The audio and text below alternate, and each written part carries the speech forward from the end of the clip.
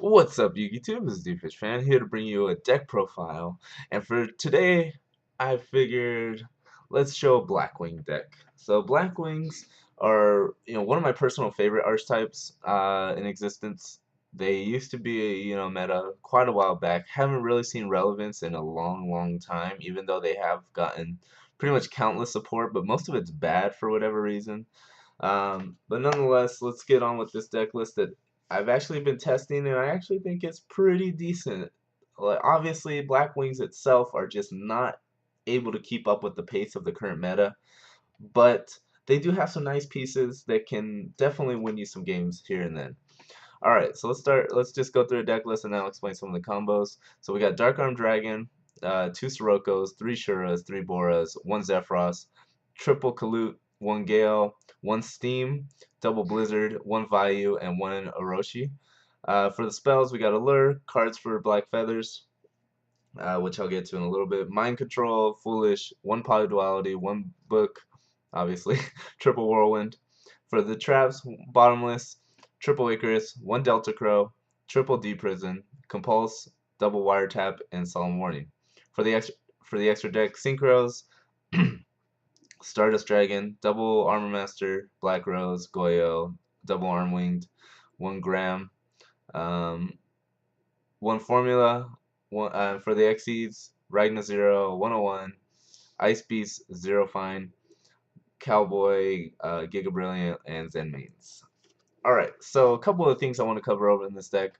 So Steam and Orochi are ones that I actually recently discovered getting back into the game because I didn't even know they existed. I thought they were LCG exclusives, but from looking on Wikia and stuff, it seems like they have been released in the TCG. I just haven't seen them because, hardly anyone plays Blackwings anymore.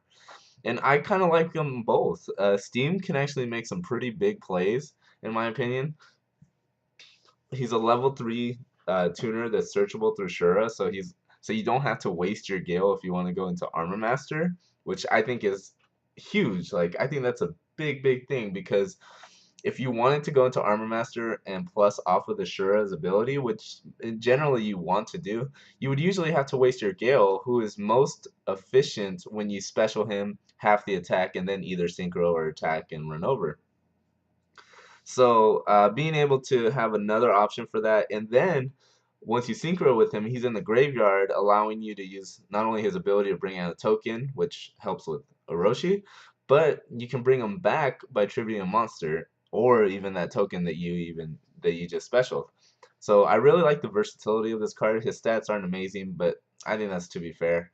I don't think he should be very strong for his ability. I think it's perfectly balanced the way it is.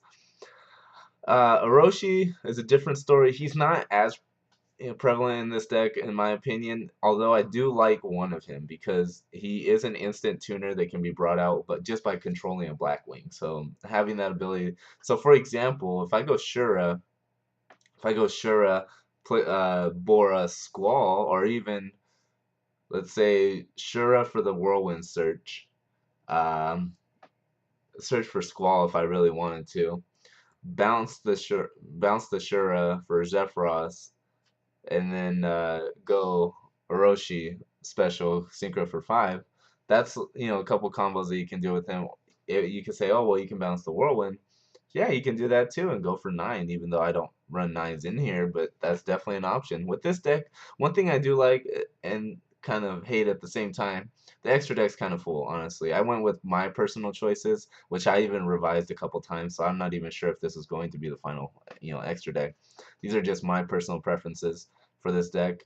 But I definitely can justify, other choices. I can justify level 9. You might want to go Armadeus level 5 or something. I don't know how you would get that. Oh, well, Zephyros or sure, yeah. I mean, you can go Orochi with any of these to make level 5s too, which I'm missing besides Graham. So definitely, definitely, there's a lot of choices. Not enough room in this extra deck is pretty much what I'm saying for that. You know what? Actually, I think I might take that out. I'm gonna go Armadeus right here on camera. Armadeus. There we go.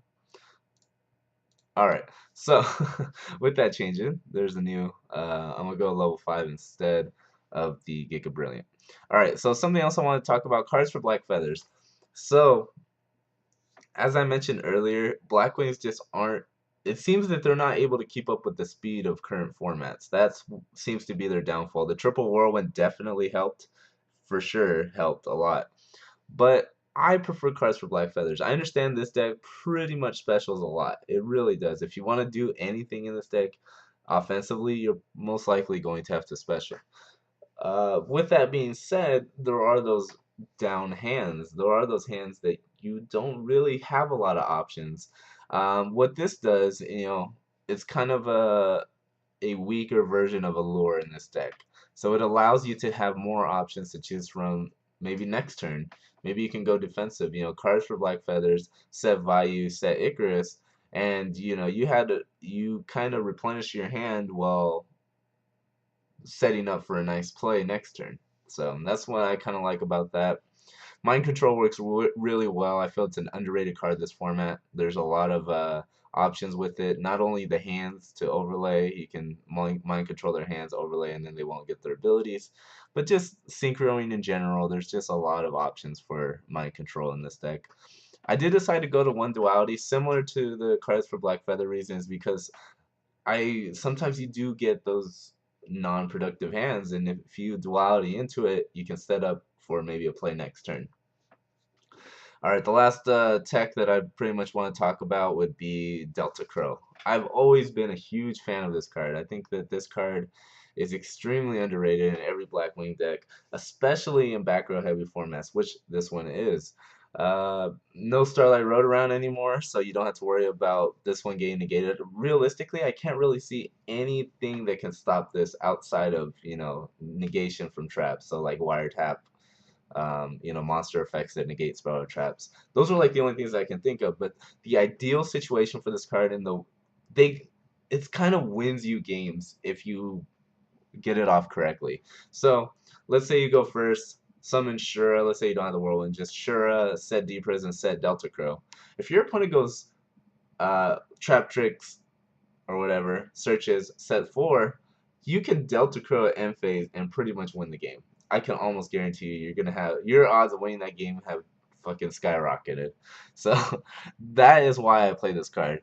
Although yes, it's not the most consistent card in this deck, but then again, this isn't the most consistent deck.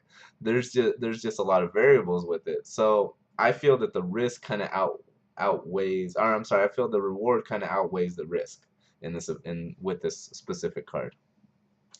But yeah, you guys, that's pretty much it for this deck profile. I hope you enjoy. I mean, Blackwings are a really fun archetype, and I know a lot of people do like them, but maybe they kind of didn't have confidence in them. Well, I'm definitely saying if you like Blackwings, go ahead and try out this deck.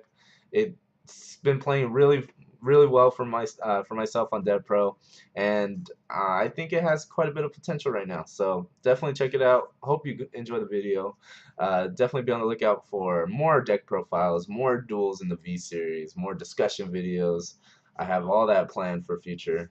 And yeah, thanks for watching. DFishFan. Laters.